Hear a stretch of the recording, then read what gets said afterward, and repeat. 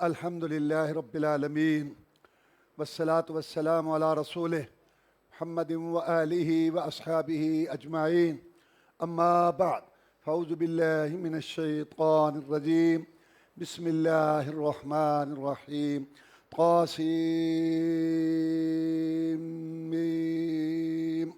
تلك آيات الكتاب المبين نتلو عليك من نبأ موسى وفرعون بالحق لقوم یؤمنون۔ سورہ القصص مکی صورت ہے، ہجرت سے پہلے نازل ہوئی۔ سورت کا نام القصص اس لیے ہے کہ اس میں موسیٰ علیہ السلام کا قصہ ہے اور القصص کا معنی ہے قصہ۔ مصر کے اندر فرعون اور اس کی قوم قبطی حکمران تھے۔ بنی اسرائیل کو ذلت رسوائی سے انہیں دوچار کیا ہوا تھا، ان سے بگاڑ لیتے تھے۔ موسیٰ علیہ السلام جو تشریف لائے، اللہ تبارک و تعالیٰ نے ان کے ذمے ایک تو یہ بات لگائی، دوسرے نبیوں رسولوں کی طرح کہ توحید و میرا دین پہنچاؤ، اور دوسرا یہ کہ بنی اسرائیل کو یہاں سے نکال کے لے جاؤ۔ یہ آپ سن چکے ہیں، پہلے گزر چکی ہے بات۔ یہاں موسیٰ علیہ السلام کی پیدائش، اس کے بعد کے حالات آنے والے ان کا ذکر ہے۔ موسیٰ علیہ السلام کی پیدائش سے پہلے فرعون نے بچوں کو، بنی اسرائیل کے بچے جو تھے ان کو قتل کروانا شروع کر دیا، تاکہ بنی اسرائیل میں کوئی ایسا بچہ پیدا ہی نہ ہو جو کل کو میرے لیے خطرے کا باعث بنے۔ لیکن اللہ تعالیٰ کی بڑی طاقتیں ہیں۔ اللہ تعالیٰ نے موسیٰ علیہ السلام جب پیدا ہوئے تو ان کی ماں کے ذہن میں یہ بات ڈالی کہ آپ اس کو بکس میں ڈال کے اور دریائے نیل کے اندر جو ہے اس کو ڈال دیں، باقی میں جانوں، میرا کام جانوں۔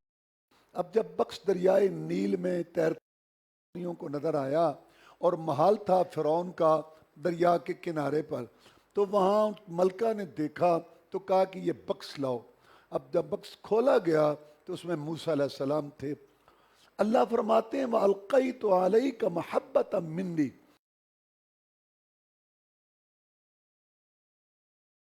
دیکھتا تھا گرویدہ ہو جاتا تھا۔ اب انہوں نے اس کو خطرہ بھی سمجھا،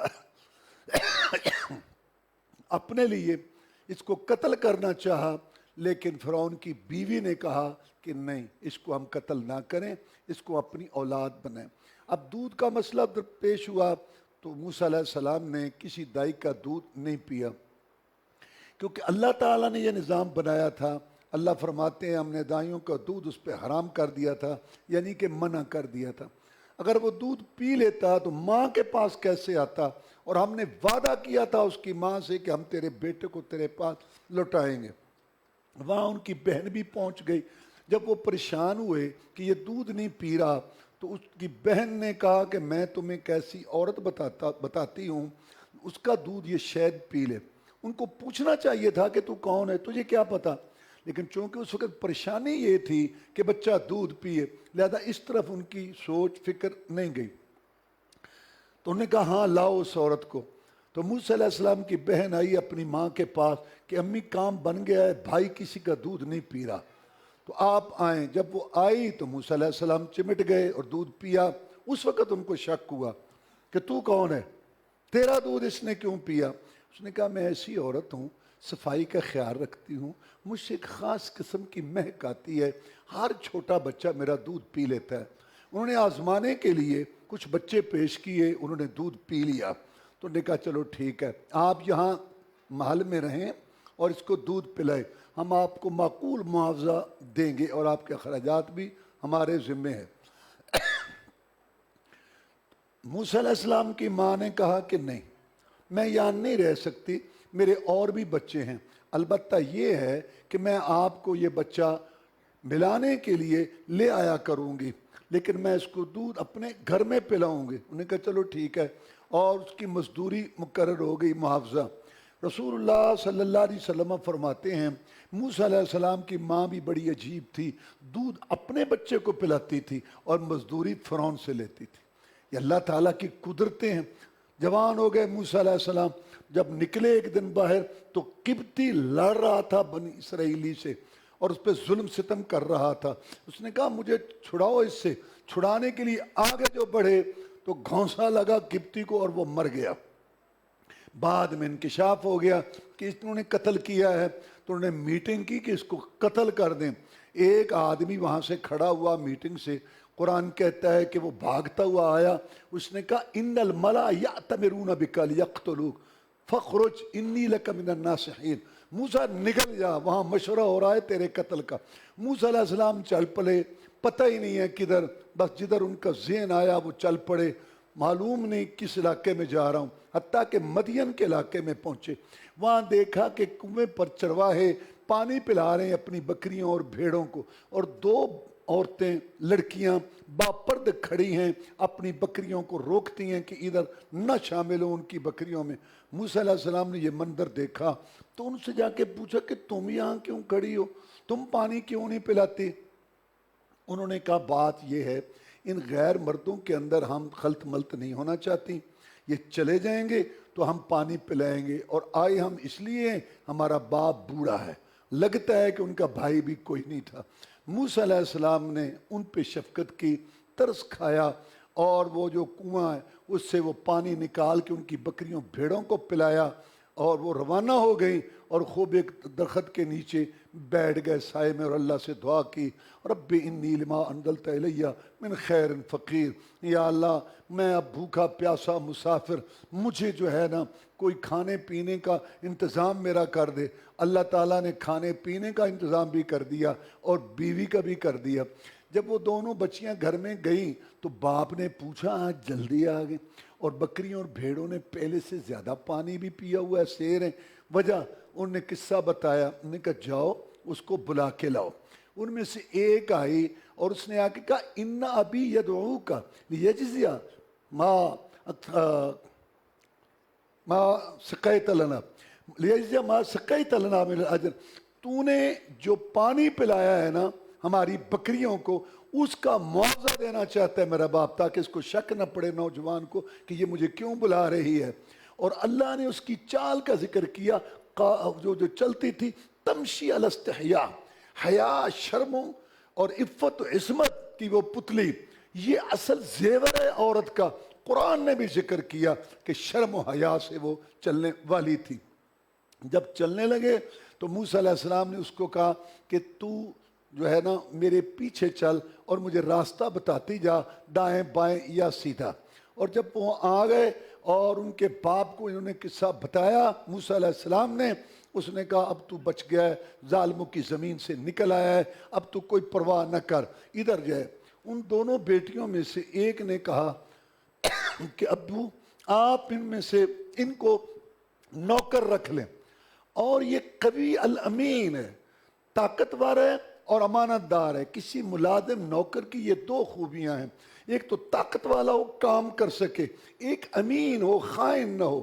یہ دونوں خوبیاں ہوں تو یہ ایک بہترین ملازم ہے قرآن کی اس نظر میں۔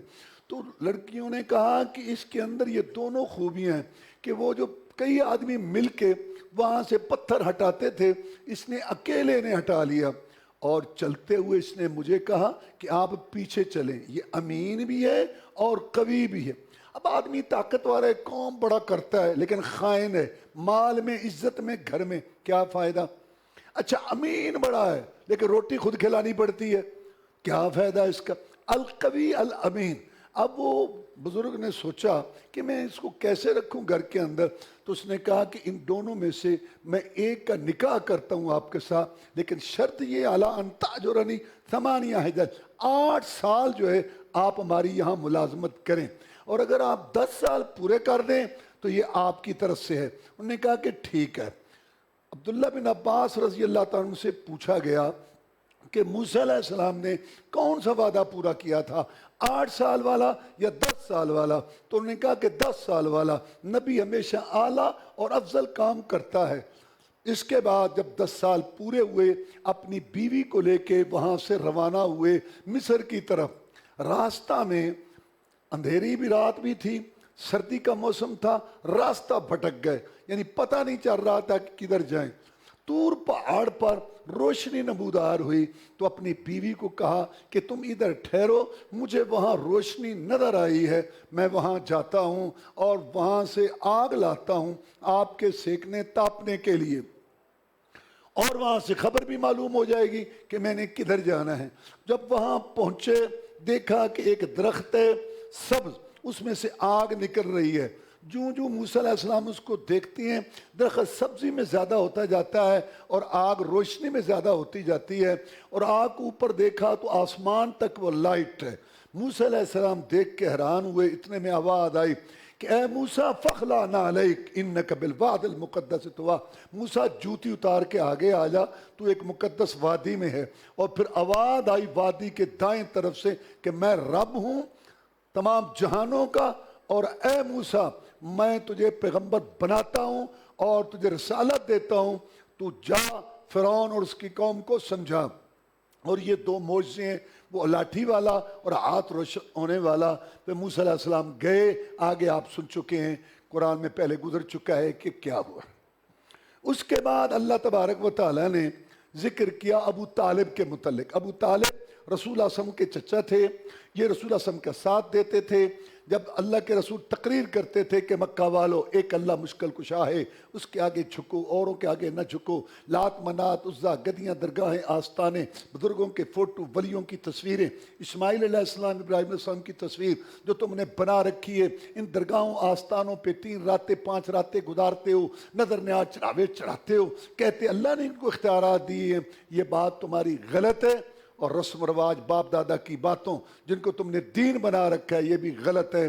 کیوں؟ اللہ کا رسول میں ہوں، وہی میرے پاس آئی۔ تو مکے والوں کو بڑا غصہ چڑھتا تھا، تو ابو طالب سامنے آ جاتا، کہتا دیکھو بھائی، میرا ایک بھائی تھا عبداللہ، یہ اس کا بیٹا ہے، میرا یہ بھتیجا ہے، اس نے ایک بات کی ہے، میں بھی اس سے متفق نہیں ہوں، اگر آپ کو اتفاق ہے تو اس کی بات قبول کر لو، ورنہ تم یہاں سے گھر چلے جاؤ۔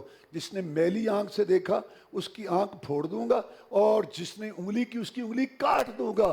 واللہ لن یصلوا الیک بجمعہم حتی وسد فی التراب دفینا، میرے بھتیجے میں تیرا ساتھ دوں گا، جم گھٹے جماعتیں چڑھ چڑھائیں، لڑوں گا ان سے، بھڑوں گا، ٹکراؤں گا، جب تک زندہ ہوں، مر گیا مٹی میں دفن ہو گیا پھر کوئی تجھ تک پہنچے گا۔ وفات کا وقت آ گیا اس شفقت والے ہمدرد کرنے والے چچا کا۔ آپ کو علی رضی اللہ تعالیٰ نے بتایا کہ آپ کا چچا میرا باپ تو فوت ہو رہا ہے۔ آپ اٹھے، صحابہ کرام کہتے ہیں رضوان اللہ علیہ مجمعین، بڑی بے چینی اور تیزی کے ساتھ وہاں بیٹھا تھا عبداللہ بن ابی امیہ اور ابو جہل، آپس میں کہنے لگے کہ محمد آ رہا ہے صلی اللہ علیہ وسلم، اور تمہیں پتہ ہے کہ کیا کہے گا۔ یہ ہے رسول اللہ صلی اللہ علیہ وسلم کی سیرت کہ انسان محلے میں ہو، گلی میں ہو، دفتر میں ہو، فیکٹری میں ہو، کوئی شادی کا اجتماع ہے، غمی کا، تو آدمی ایسا واضح ہو عقیدے میں، منہج میں، کہ وہاں لوگوں کو جو وہاں اس کے ساتھ میل جول رکھتے ہیں، آنے جانے والے رہنے، ان کو پتہ ہو کہ یہ آدمی کیا کہتا ہے، اس کا عقیدہ کیا ہے، اس کا نظریہ منہ میں نہیں کو ڈالتا، لیکن بات کہنی چاہیے، بتانی چاہیے۔ رسول اللہ صلی اللہ علیہ وسلم کے متعلق مشہور تھا کہ یہ شخص کیا کہتا ہے اور اس کی دعوت کیا ہے۔ آج کل ہم بڑی کامیابی سمجھتے ہیں کہ اسم بولتے کچھ نہ پھول، بس اپنے آپ کو بات کو لوگ کیا کہیں گے، لوگ یہی کہیں گے نا، قرآن کی آیت سنا، گلے نہیں پڑھنا ہوتا، گالی نہیں دینی ہوتی، کسی کی بے عزتی نہیں کرنی ہوتی، بات ٹھونسنی بھی نہیں ہوتی، لیکن بات تو کرو، بتاؤ۔ لوگ وہاں گوبر اچھال رہے ہیں اور تو سونا چھپاتا ہے، لوگ ادھر کی ادھر کی چھوڑ رہے ہیں، اس نے فلاں نے ادھر مدد کی، تیرے پاس ایاک نعبد و ایاک نستعین سنانے کی توفیق نہیں ہے، گنگے تو بھی بول، تاکہ عرش پر اللہ خوش ہو کہ فرشتوں پر فخر کرے کہ میرا بھی بیٹا جو میری بات کر رہا ہے۔ انہوں نے کہا محمد آ رہا ہے سسم، اور تمہیں پتہ ہے کہ کیا کہے گا۔ اور پھر آپ گئے، آپ نے یہ نہیں سوچا لوگ کیا کہیں گے، ہمیں یہ مسئلہ بنا ہوا لوگ کیا کہیں گے، لوگ وہ یہی کہیں گے نا کہ قرآن کی آیت سنا رہا ہے، رسول وسلم کی حدیث سنا رہا ہے۔ وہاں گئے، آپ نے یہ نہیں سوچا کہ چچا مر رہا ہے، لوگ کہیں گے اس کو تبلیغ کی پڑی ہوئی، یا عم قل لا الہ الا اللہ حاجک یوم القیامت عند اللہ، میرے چچا توحید کا اقرار کر، عقیدہ ہوگا، رأس المال ہوگا، موڑی تیرے پاس ہوگی، کل قیامت کے دن تو میری سفارش کا مستحق ہو جائے گا۔ آپ سے پوچھا گیا کہ سب سے زیادہ آپ کی شفاعت کا حقدار کون ہوگا؟ فرمایا جو اس نے کلمہ پڑھا سچے دل سے اور اس کے تقاضے پورے کیے۔ جو کلمہ میں نے اپنے چچا پہ پیش کیا تھا اور اس نے انکار کر دیا، دعوت پیش کی کہ ایک اللہ تعالیٰ مشکل کشا حاجت روا، اس کا اقرار کر. ادھر سے وہ بھی بول پڑے اترغب عن ملت عبد المطلب، تو باپ دادے کا دین چھوڑ دے گا، بھتیجے کی بات میں آ جائے گا. اب دو دعوتیں پیش ہو گئیں. ابو طالب پہلے بھی کہہ چکا تھا، آج بھی کہتا ہے وَلَقَدْ عَلِمْتُ بِأَنَّ دِينَ مُحَمَّدٍ مِنْ خَيْرِ الْأَدْيَانِ الْبَرِيَّةِ دِينًا لَوْلَا الْمَلَامَةُ وَحِدَارُ مُصَبَّةٍ لَوَجَدْتَنِي بِذَاكَ سَمًّا مُبِينًا. بھتیجے، جتنا میں نے پرکھا کس نے پرکھا ہوگا؟ تیرا بچپن لڑکپن دیکھا، جوانی چار ڈھار کے دار و گفتار، تیری صبح شامیں راتیں دن دیکھی. میں اس نتیجے پہ پہنچا ہوں کہ سب سے اچھا دین طریقہ دعوت تیری. تو پھر قبول کر لے. کہتے شریکاں دے تانے نہیں سنے جاندے. آج کل لوگ دین کو سمجھتے ہیں، او جی ٹھیک ہے جی برادری، او جی کیا کریں جی برادری. برادری کی خدمت کرو، برادری کی ضروریات پوری کرو، لیکن دین میں برادری کا کیا کام؟ لا الہ الا اللہ محمد الرسول اللہ پڑھا ہے یا برادری رسول اللہ پڑھا ہے؟ یہ ابو طالب کو برادری لے کے بیٹھ گئی. اس نے کہا اگر مجھے یہ آر نہ ہوتی کہ لوگ کیا کہیں گے، کہ مرتے وقت گھبرا کے بھتیجے کی دعوت کو قبول کیا، تو میں سب سے پہلے تیری دعوت قبول کرتا اور سب سے پہلے میں تجھ پر ایمان لاتا. یہ ابو طالب کا مذہب ہے، اکثر لوگوں نے اپنایا ہوا ہے. بتائیں ہاں جی آپ کا عقیدہ ٹھیک، او یار بات تو ٹھیک ہے، لوگ کیا کہیں.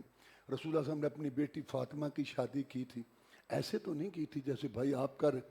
او یار بات تمہاری ٹھیک ہے، لوگ کیا کہیں گے.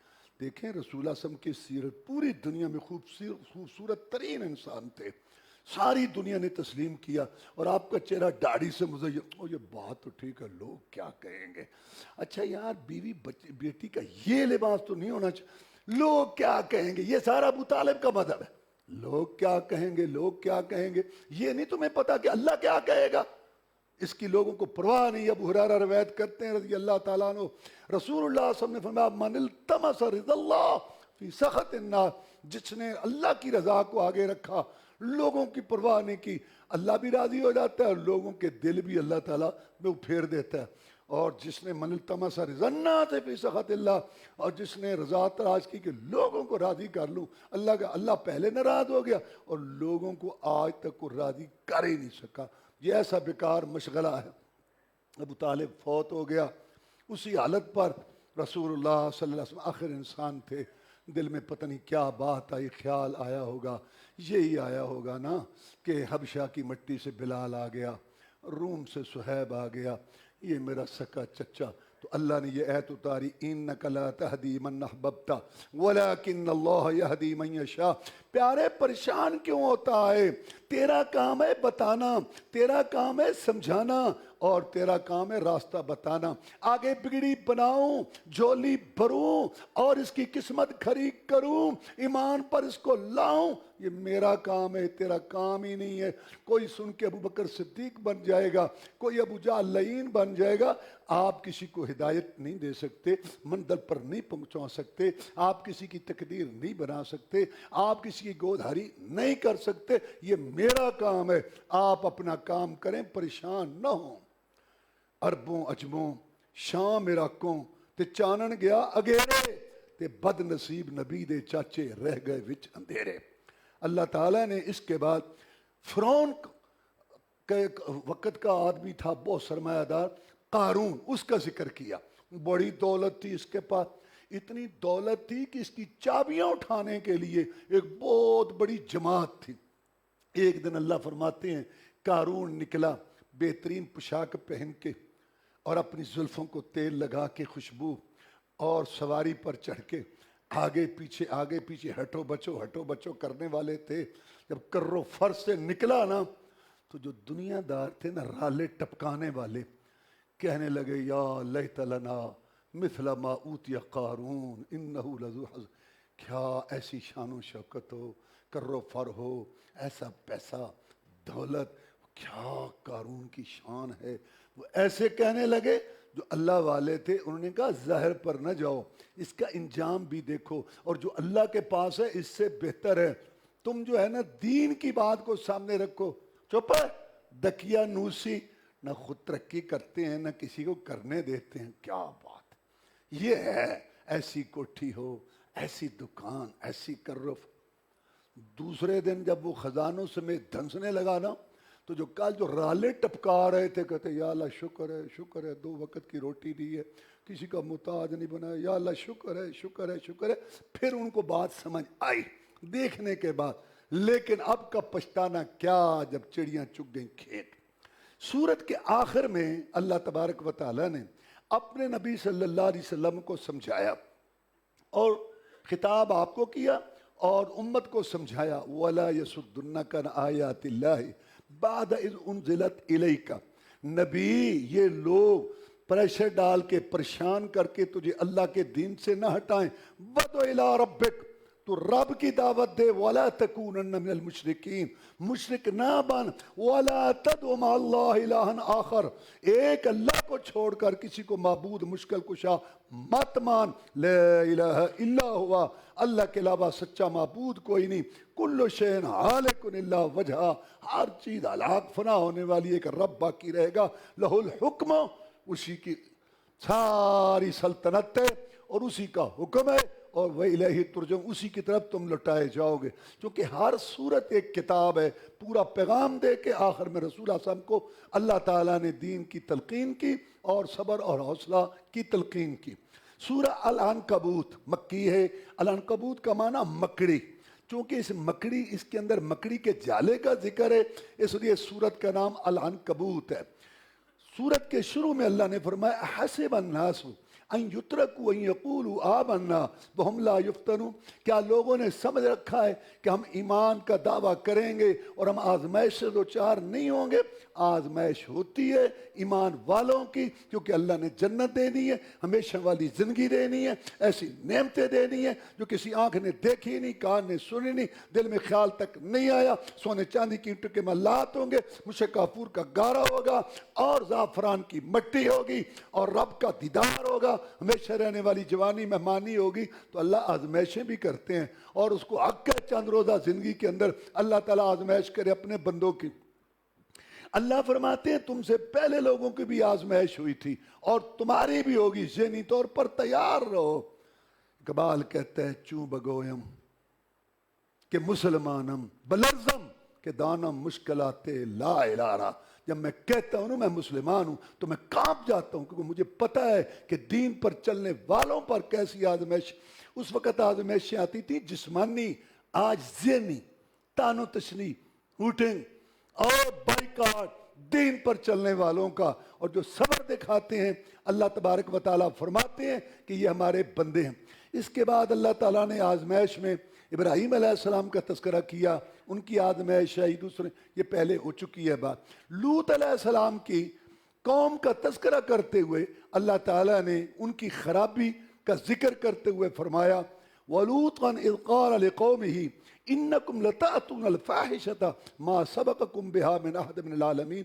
لوط علیہ السلام نے سمجھا اپنی قوم کو، ظالمو تم ایسا گندا کام کرتے ہو، لڑکوں کو آتے ہو، یہ وہ کام ہے جو دنیا میں کبھی کسی نے نہیں کیا، تک کہ جانور بھی یہ کام نہیں کرتے۔ اس کے بعد فرمایا أَإِنَّكُمْ لَتَأْتُونَ الرِّجَالَ وَتَقْطَعُونَ السَّبِيلَ وَتَأْتُونَ فِي نَادِيكُمُ الْمُنْكَرَ، تم مردوں کو آتے ہو اور ڈاکے مارتے ہو، راستے میں بیٹھتے لوٹتے تھے، ڈاکے مارتے تھے۔ وَتَأْتُونَ فِي نَادِيكُمُ الْمُنْكَرَ، تم نے بے حیائی، فحاشی اور یعنی کہ کلب بنا رکھے ہیں بدماشی کے۔ آج لوگ بڑا فخر کرتے ہیں، کلچر ہے جی، ثقافت ہے جی، کلب ہے جی، مرد جاتے ہیں، عورتیں جاتی ہیں وہاں سے۔ یہ تمہارے جو پردادے شکر دادے تھے نا لوط علیہ السلام کی قوم، یہ انہوں نے کلب جاری کیے تھے، یہ تم ان کے طریقے پر چل رہے ہو، یہ نئے کلب نہیں ہے۔ وَتَأْتُونَ فِي نَادِيكُمُ الْمُنْكَرَ، قرآن کہتا ہے کہ لوط علیہ السلام نے کہا اپنی قوم کو تم نے بے حیائی کے فحاشی کے کلب بنائے ہوئے ہیں، مرد عورتیں وہاں تم جاتے ہو، تمہیں شرم نہیں آتی ظالموں؟ انہوں نے کیا جواب دیا؟ فما كان جواب قومه الا ان قالوا ائتنا بعذاب الله ان كنت من الصادقين۔ پیچھے گزر چکا ہے انہم اناس یتطہرون، کہ یہ نیک لوگ نا، ان کو ایک سائڈ پہ کرو۔ جہاں بھی اللہ معاف فرمائے لوگوں نے فحاشی، برائی، غلط کام، غلط قسم کی گیمیں کرنی ہو نا، وہاں کوئی آدمی روکنے ٹوکنے والا پہنچ جائے نا، کوئی عالم دین دوسرا تو وہ سوچتے ہیں کہ اس سے کیسے جان چھڑائیں. شادی کا موقع ہے, انہوں نے ہوا کرنے, ہلا گلا کرنا ہے, لڑکوں نے لڑکیوں نے سب نے وہ تماشا بنانا ہے. کہ اندر چارپائی حاجی صاحب تو تھے اندر آرام کر. ہاں جی حاجی صاحب آرام کر. وہ حاجی صاحب نے سائڈ تے کرتا تو باقی جو مرضی کر. ٹرین میں سفر کر رہا تھا تو میں نے دیکھا کہ اوپر برتھ کوئی نہیں دیتا سفر میں, تو نیچے انہوں نے بازی بوزی لگانی تھی تاش کی. تو میں دیکھ رہا تھا ایک بزرگ کہتا تسی بزرگوں نے تو برتھ تے آرام کر لو. انا مناس ہوئی ہنسو نہیں, واللہ معاشرے کی تباہی ہے کہ کوئی بولے جیسے میں نے پہلے بتایا تھا تو اس کی بے عزتی کر دو, اور جو سے خطرہ ہو کے بات کرے گا اس کو سائڈ پہ کر دو. یہ لوط علیہ السلام کی قوم کا وتیرہ ہے. جب نیک لوگ سائڈ پہ ہو جائیں گے تو پھر اللہ کا عذاب بھی آئے گا خبیثوں فسادیوں پر. تو اللہ تبارک و تعالیٰ نے یہ بات ہمیں سمجھائی, اور آخر میں اللہ تبارک و تعالیٰ نے پارے کے آخر میں فرمایا یہ جو مشرک لوگ ہیں نا, جو عقیدہ رکھتے ہیں, خود نہ لاتے ہیں اور پھر خود دفن کرتے ہیں, مٹی خود ڈالتے ہیں اور 2 میٹر نیچے اوپر کرتے ہیں مشکل کشائی کر, حاجت روائی کر. یہ جو لوگ ہیں نا, ان کے جو عقیدے ہیں مخلوق کو پکارنے والے, اللہ نے فرمایا مثل الذین اتخذوا من دون اللہ اولیاء کمثل العنکبوت, ان کا عقیدہ مکڑی کا جالا ہے. اتخذت بیتا وان اوہن البیوت لبیت العنکبوت لو کانوا یعلمون, سب سے کمزور گھر اور جس کے اندر کوئی حفاظت نہیں ہو سکتی وہ مکڑی کا جالا ہے. دیکھنے میں بڑی بنتی بڑی سیٹک بیٹھی ہوتی ہے اندر کہ میں بڑی محفوظ ہوں, پھونک مارو جالا گیا, اور جو اس کا دشمن کیڑا ہے وہ دیکھ رہا ہے اس کو جھپٹتا ہے. سب سے کمزور عقیدہ دنیا میں مشرک کا ہے, اور اس کی مثال اللہ تعالیٰ نے دی مکڑی کا جالا. آگے اللہ نے قرآن کی تعریف بیان کرتے ہوئے صفت بیان کی, بل وآیات بینات فی صدور الذین اوتوا العلم, پہلی کتابیں زبانوں پہ پڑھی گئیں, مصائب میں لکھی گئیں, قرآن پڑھا بھی گیا لکھا بھی گیا, سینوں میں محفوظ ہوا.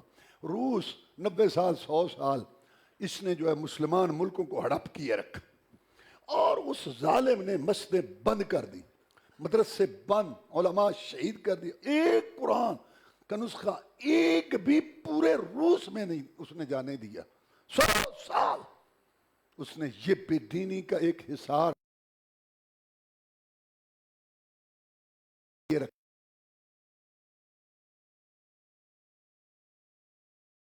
تک پہنچنا چاہتا تھا گرم پانیوں تک, افغانستان تو بہانا تھا اس کا, وہ تو اس نے گزرنا تھا. اللہ تعالیٰ نے مدد کی, آج وہی روس پاکستان, یہ اللہ کی شان ہے. تھوڑا بہت جو جہاد ہوا اللہ نے کتنی برکتیں دکھائیں, اگر ساری امت ہی جہاد پر لگ جائے تو لوگ سوچ بھی نہیں سکتے کہ اب وہی روس پاکستان کی منتیں کر رہا ہے کہ مجھے گرم پانیوں تک جانے دو. تو جب وہ آیا جہادی ٹھوکر سے روس ٹوٹا گیا تو مسلمان ملک آزاد ہوئے کئی, جن کو اس نے ہڑپ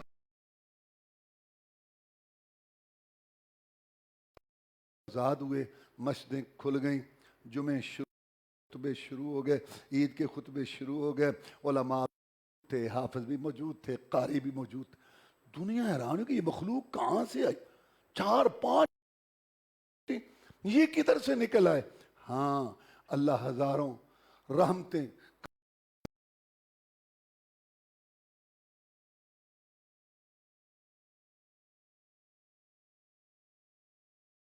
کہ اگلی نسل کو قرآن بخاری یاد کرائی, دین دیا, بچوں یہ ہمارا دین ہے. اس نسل نے آگے منتقل کیا, آگے بل وآیات بینات فی صدور الذین, لوگوں نے دیکھا کہ سینوں میں دین محفوظ تھا, اور جب مسجدیں کھلیں تو حافظ بھی تھے, قاری بھی تھے, عالم بھی تھے, خطیب بھی تھے. یہ دین حق آج کوئی قبول نہ کرے اس کی مرضی, لیکن قرآن اور حدیث حق بغیر شک شبہ کے دنیا کے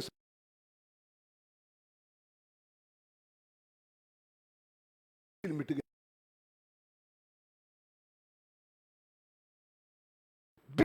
حافظ ملیں گے اور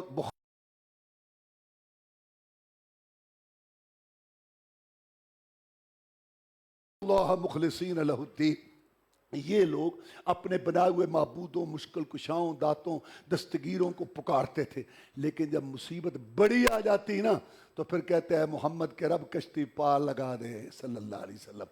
مکہ فتح ہوا, ابو جہل کا بیٹا اکرمہ بھاگ گیا, کیا رہنا اس شہر میں جہاں محمد کی حکومت قائم ہو گئی ہے صلی اللہ علیہ وسلم. بھاگا، اللہ سے بھاگ کے کہاں کو جائے.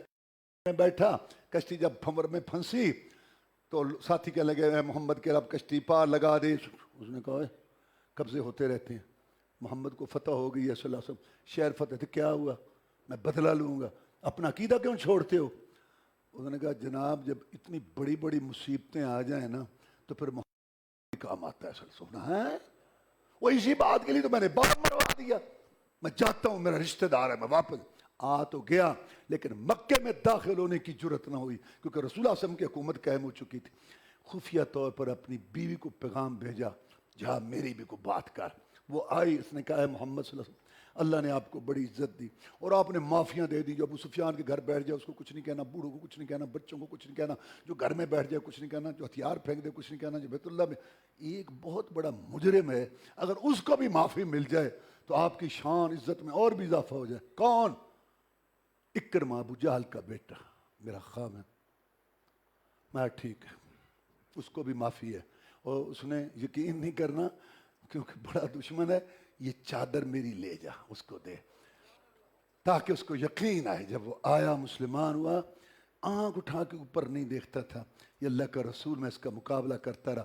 ابوبکر صدیق کے دور میں رضی اللہ مسیلمہ کذاب سے جنگ ہوئی صحابہ کرام کی رضوان اللہ علیہ مجمعین. تو صحابہ کرام رضوان اللہ علیہ مجمعین نے ان کے آدمیوں کو پہلے سمجھایا کہ دیکھو یہ جھوٹا ہے. تو قریب تھا کہ بات سمجھ جائے لیکن ایک خواہ مخواہ کھڑا ہو گیا. جب معاملہ صحیح ہونے لگتا ہے ایک خواہ مخواہ ہوتا، سارا کام خراب کرتا. تو بھائی میری بات سنو. ہاں کہتا ہے میں اس نتیجے پہ پہنچا ہوں کہ قریش کا نبی سچا ہے اور ہمارا جھوٹا ہے کیونکہ ہم نے خود بنایا، جو بنایا ہی خود ہے. تو اس نے تو ایسے بس بیٹھے بیٹھے پروگرام بنا لیا کہ محمد کل تک بکریاں چراتا رہا صلی اللہ علیہ وسلم، پھر نبوت کا اعلان کیا تو آج سے ہم بھی نبی ہیں. یہ ایسا ہوتا ہے. جیسے غلام احمد قادیانی تھا، انگریز کو ضرورت تھی، مجاہدین سے تنگ تھا، لوگ کہنے لگے یہ نبی کی بات بڑی مانتے ہیں، نبی کھڑا کر. اس نے غلام احمد قادیانی پہ ہاتھ پھیرا، چل بچے جمہورے آج سے تو بھی نبی. انہوں نے کہا ٹھیک ہے. تو وہی آتی ہے نا ہر ایک کو، تو اس کو سب سے پہلے وہی یہ آئی چھوڑ دو دوستو جہاد کا خیال، دین کے لیے حرام ہے، جنگ و قتال. یہ وہ وہی آئی جو ابھی تک آ رہی ہے کہ لوگوں کو. تو یہ جو لوگ ہوتے ہیں ایک منصوبہ بنا لیتے ہیں. تو مسیلمہ کذاب کے ساتھیوں سے جب جنگ ہوئی، اکرمہ ابو جہل کا لڑکا فدائی کاروائی کرنے کے لیے دشمن کی صف میں گھسنے لگا. خالد بن ولید کمانڈر تھے، کہا پلٹو پیچھے ہٹو. اتنا بڑا جنرل، ایک ہی اللہ میں نہیں جانے دوں. خالد تو میرا امیر ہے، میں تمہیں اللہ کا واسطہ دیتا ہوں، میرے اور میری جنت کے درمیان رکاوٹ نہ بن، مجھے کٹنے دے حرمت رسول پہ، آج مرنے دے مجھے حرمت رسول پر صلی اللہ علیہ وسلم. تو اللہ تعالیٰ نے اس سے یہ کفارہ لیا. وآخر دعوانا الحمدللہ رب العالمین.